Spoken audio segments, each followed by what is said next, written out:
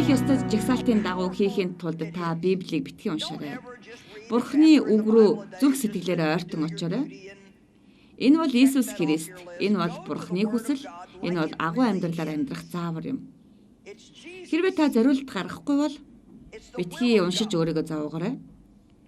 Хэрвээ бид амьдралаа өөрчлөхийг хүсэж байгаа бол энэ амьдралаа өөрчлөхийг хүсэж байгаа хүн байна уу?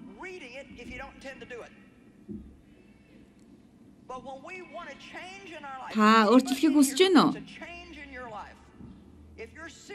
Хэрвээ та амьдралаа өөрчлөхийг үнэхээр хүсэж байгаа бол Бурхны үг таны амьдралд өөрчлөлтийг авчрах болно.